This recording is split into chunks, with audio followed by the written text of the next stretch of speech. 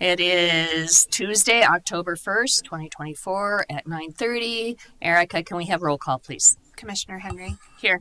Commissioner O'Dorisio. Here. Commissioner Baca. Here. Okay, if we could stand and say the Pledge of Allegiance. I pledge allegiance to the flag of the United States of America and to the republic for which it stands, one nation, under God, indivisible, with liberty and justice for all. Can I have a motion to approve the agenda? So moved. Second. Okay, we have no awards or presentation. Public comment. Erica, is there anyone signed up for public comment? We do not have anyone signed up. Is there anybody in the audience, and I see mainly employees, that would like to come down for a public comment? Okay, I don't see anybody. Next is elected officials communications. Commissioners, do you have anything? I do. I know y'all are thrilled. 98 days left. I have 98 days left, and this is probably the last time that I chair a meeting.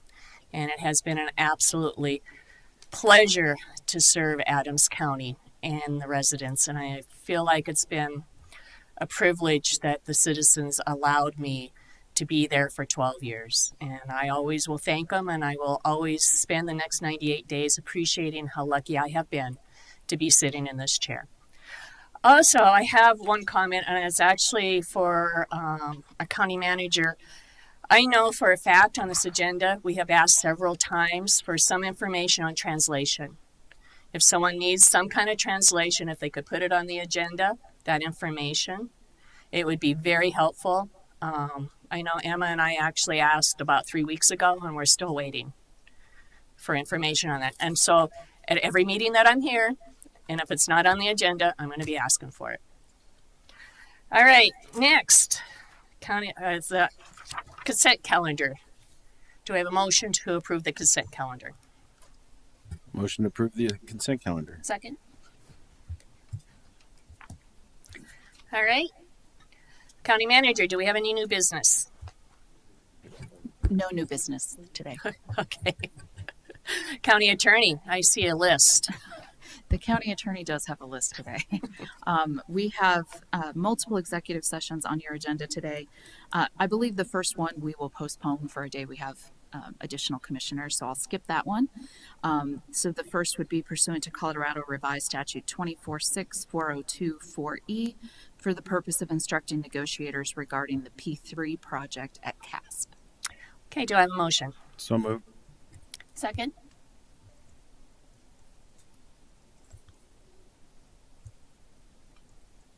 All right, and the next would be pursuant to Colorado Revised Statute 246402-4E for the purpose of instructing negotiators regarding collective bargaining agreement.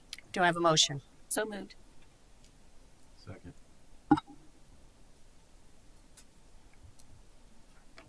Oh, it's me. Sorry.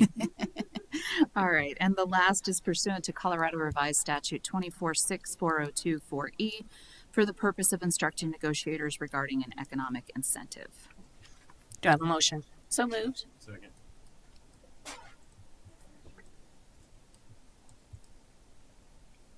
All right. And that is it. Thank you. A lot of executive sessions. Great. Okay, next is land use hearings. Does staff need 5 minutes? Nope. Okay.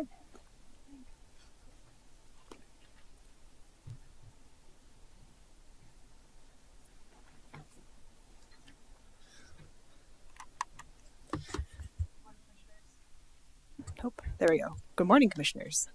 Jen Rutter, Planning and Development Manager. This morning, I'm presenting VanPelt PUD Amendment Number 2, PUD 2023-2 at 4300 Hudson Road. The request before you is a major amendment to the VanPelt PUD to allow additional uses and designate an area for outdoor storage within Lot 1. This was heard at the June 27th Planning Commission, at which the applicant requested a continuance to September 12th to address code enforcement violations. At that hearing on September 12th, the Planning Commission hearing, the applicant requested a second continuance for this case for a period of 90 days to January 9th, 2025 to continue working on addressing those code enforcement violations. So staff is recommending that the Board of County Commissioners continue this subject request PUD 2023-2 to the January 28th, 2025 Board of County Commissioners hearing at 9:30 a.m. Commissioners, do we have any questions? Commissioner Odoricio. No, so I would actually make the motion. Okay. But I would ask that if there's anyone in the audience that did come to speak on this issue today, that we at least first ask that, and then I'll Yeah. make the Is motion. anyone in the audience that would like to speak on this? We don't see anyone, Commissioner. Okay, with that, I move to continue PUD 2023-2 to January 28th, 2025, BOCC hearing at 9:30 a.m. Do I have a second? Second.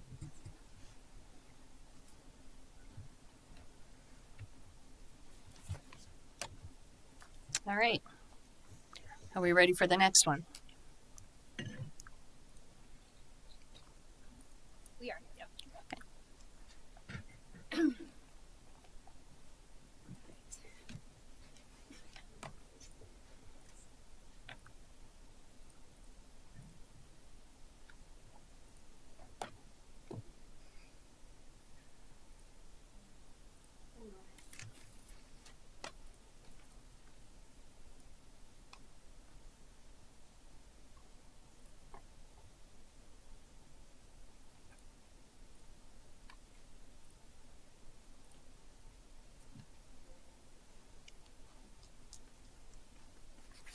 Great. Good morning, Commissioners. My name is Ella Gleason. I'm a planner with the Community and Economic Development Department, and the case before you is PLN 2024-4, the Accessory Commercial Vehicle Parking and Storage Text Amendments.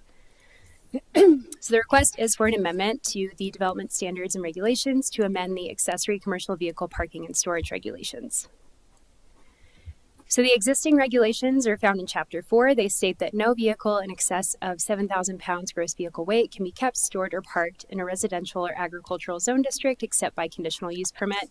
It goes on to list various commercial vehicles and lists that this prohibition does not apply to RVs, personal non-commercial vehicles, or agricultural equipment or vehicles used for ag purposes. So it was about a year ago that staff was really just feeling a significant uptick in the number of requests we were having for commercial vehicle parking. And when we pulled the data, we found that that was true. From 2022 to 2023, these cases tripled in just a year. And with that, we were also hearing feedback around the process, that it was unwieldy, that it was unpredictable from both neighboring property owners and the applicants themselves. And that was shown when we pulled the number of approved cases. From those 24 cases we had seen, only 3 had been approved. And so that told us that it was worth looking at these regulations and potentially amending them. So in December of 2023, we met with the Planning Commission and you all to discuss these conditions and talk about how we wanted to move forward. And so from there, staff did more research around best practices across the country. And in February of this year, we presented 3 of these options to both the Planning Commission and the board that we felt best fit the Adams County context. From there, in the spring, we took some time to meet with the community and engage them on these policy options to hear their opinions and values. And then once we came up with these proposed regulations this summer, we worked out the details in study sessions with both the Planning Commission and the board. As part of our public outreach, we did create a website that was online for the duration of the project. Folks could subscribe to this project to receive regular email updates. We also had an online survey to hear from folks about their opinions on the proposed regulations and the existing conditions. And then we held 2 community meetings, one in person and one virtually. Across this engagement effort, we had 51 subscribers to the project. 168 folks took our online survey. And then between both meetings, we had 38 meeting attendees. And overall, from each of these efforts, we heard most participants were comfortable with up to 3 commercial vehicles parking in the A3 zone district. And it was restricting it to the A3 zone district that made participants more favorable than any of the proposed use standards did. And then when speaking with commercial vehicle drivers, they expressed the desire to park on their own residential property to avoid high costs and possible vandalism that might occur in commercial lots. So in engaging the public and speaking with the board and the planning commission, we came up with this proposed permit process and regulations. So this process would be required to be accessory to a home occupation. We have changed the exempt weight limit. It's currently 7,000 pounds gross vehicle weight. That has been increased to 10,000 pounds gross vehicle weight. Anything under that is exempt. We have created use standards to apply to all commercial vehicle permits. And again, we are requiring that it be accessory to a home occupation on site. There would be 2 permitting tracks. The first would be an administrative review permit. This would be applicable if there was 1 vehicle as part of the request, 16,000 pounds gross vehicle weight or less. The lot would need to be 1 acre in size or greater and located in the residential estate A1, A2, or A3 zone district. The property would need to take access from an arterial road or one with greater level of service and not trigger a traffic impact study. At this point in time, our regulations state that's 20 vehicle trips per day. And so this administrative review permit would be reviewed and approved by staff. If the request were to be up to 3 vehicles, and it would exceed that 1 vehicle, but up to 3, and the request was located in the A3 zone district, then this would be processed as a special use permit, and this would be approved by the Board of Adjustment. So we've used this graphic throughout our process, but again, just to talk about what kind of vehicles we're discussing, those listed in Class 1 and Class 2 would not require a permit. That's anything less than 10,000 pounds gross vehicle weight. Those in Class 3 and Class 4 would be eligible for an administrative review permit, again, if it was only 1 vehicle in those zone districts. And then Class 5 and greater would be eligible for a special use permit if it was 3 vehicles or less, only in the A3 zone district. And again, all of these permits would need to be accessory to a home occupation. As far as what we changed in the code, Chapter 4, we did update the home occupation standards to allow for the parking of a commercial vehicle. That's not currently allowed. We added permitting processes for both the administrative review permit and the special use permit. And as I stated, we created use performance standards for this permit, such as the requirement of the home occupation, parking location and setbacks, requiring a hard parking surface, and restricting vehicle idling. And then in Chapter 11, we did add a definition of a commercial vehicle, as that was not included. When reviewing a text amendment, there are 3 criteria: that the text amendment is consistent with the Adams County Comprehensive Plan, it is consistent with the purpose of these standards and regulations, and it will not be detrimental to the majority of persons or property in the surrounding areas, nor to the community in general. We did notify all referral agents in Adams County as part of this process. That included cities, federal agencies, rec districts, utilities, water and sanitation groups. We only received 1 comment in opposition, and that was from the South Brighton Citizen Group. They preferred to see the regulations stay the way they were. They felt that they were working as is. And we did not receive any public comment regarding this land use case. This case was heard by the Planning Commission. They voted to recommend approval 5-2 with 3 findings of fact and 1 condition. 2 commission members did not agree with the requirement of a home occupation, and they did vote in opposition to this request. But staff does find that these amendments are consistent with the comprehensive plan. They're consistent with the purpose and standards of the development standards and regulations, and improve staff's ability to enforce these standards and regulations. We feel that it strikes the necessary balance between supporting small business owners and protecting residential neighborhoods. And it will not be detrimental to the surrounding area. If anything, this should increase the public benefit for both, again, small business owners and residential property owners. So with that, we would recommend approval of the text amendment PLN 2024-4 with 3 findings of fact. Here are the findings of fact. And the previous condition, which is similar to this resolution language listed here, just allowing for staff in consultation with the county attorney's office to make any minor corrections that we need to, such as typographical errors, as we put these into practice. So that concludes my presentation, and I'm available for questions. Commissioners, do we have any questions? I do have a question. Commissioner Baca. Thank you, Chair. So thank you for your presentation. Can you tell us a little bit about the process, because what I hear talking to residents, they like to use the term that they're grandfathered in, and that this does not, future amendments don't apply to them. So can you clarify that? Sure. So the existing process is a conditional use permit, and those are time limited.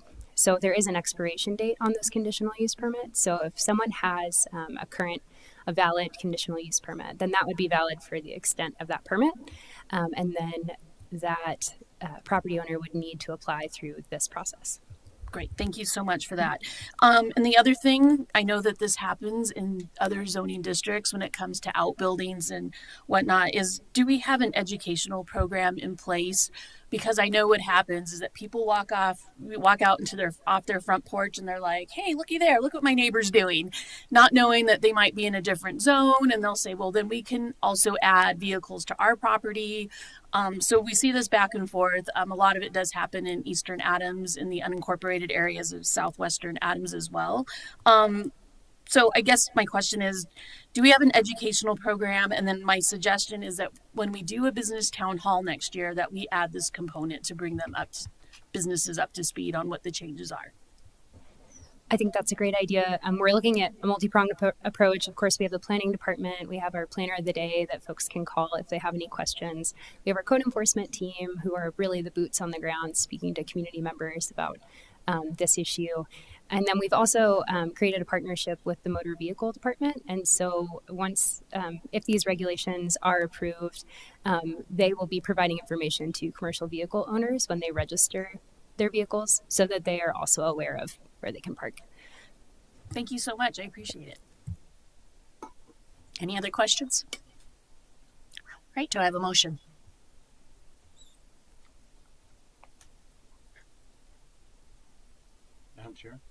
Madam Chair, I move to approve PLN 2024-4 Accessory Commercial Vehicle Parking and Storage Text Amendment. This would be done with 3 findings of fact. Commissioner Henry, could we ask if there's any public comment? I think we know yes. there is not, because no one You is see here. what happens? I'm out of practice. Thank you. Is there any comments other than from staff, who seem to be the only one in the audience? Okay, I don't see any comments. Thank you for your motion, commissioners. With that said, I would make that motion to approve PLN 2024 Text Amendment -4 to the PLN 2024-4, the text amendment for the 3 findings of fact. And second.